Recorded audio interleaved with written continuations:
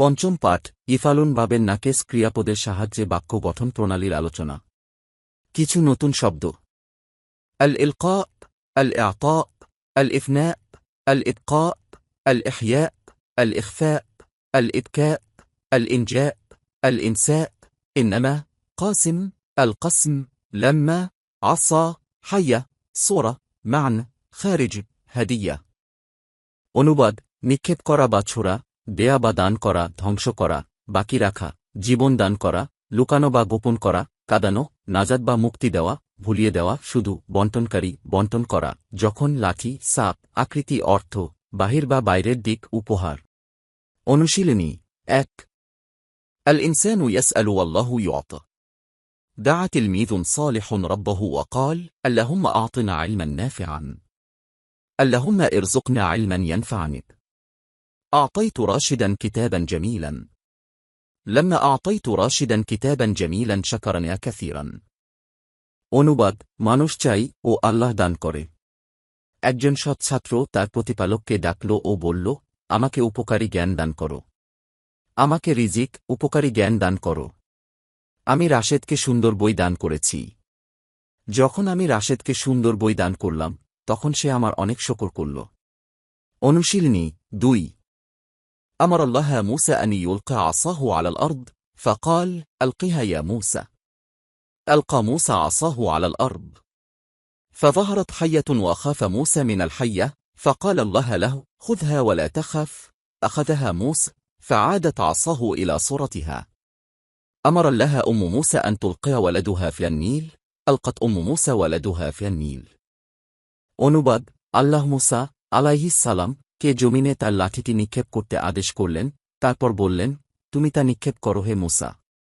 সুতরাং মুসা আলাইহিস সালাম জমিনে তার লাঠিটি নিক্ষেপ করল। তারপর একটি সাপ প্রকাশিত হল। মুসা আলাইহিস সালাম সাপ হতে ভয় পেল।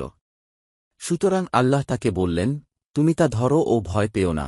তাই মুসা আলাইহিস সালাম তা ধরল, অতঃপর তার লাঠিটি তার আকৃতিতে ফিরে গেল।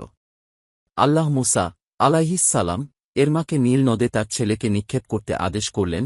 সুতরাং মুসা আলাইহিস সালাম এর মা নীল নদে তার ছেলেকে নিক্ষেপ করল। অনুশীলনী ৩ خلق الله هذا العالم بقدرته وهو يفنيه يوم القيامة ولا يبقى شيئا. يسأل الله عبده يوم القيامة: فيما أفنيت عمرك وفيما أنفقت مالك؟ قال إبراهيم: ربي يحيي ويميت. فقال الملك المتكبر: أنا أحيي وأميت. وكان الملك غبيا لا يعرف معنى الحياة والموت، فدعا رجلا كان في السجن وتركه، ودعا رجلا كان خارج السجن وقتله، فقال: انظر يا إبراهيم كيف أحييت رجلا وأمت رجلا. অনুবাদ: আল্লাহ তার কৌশল দ্বারা এই বিশ্বকে সৃষ্টি করেছেন, আর তিনি তাকে কিয়ামতের দিনে ধ্বংস করবেন ও কোনো কিছু বাকি রাখবেন না। আল্লাহ তার বান্দাকে কিয়ামতের দিনে প্রশ্ন করবেন, তুমি তোমার জীবন কেমন করে ধ্বংস করেছ, আর তুমি তোমার সম্পদ কিভাবে খরচ করেছ।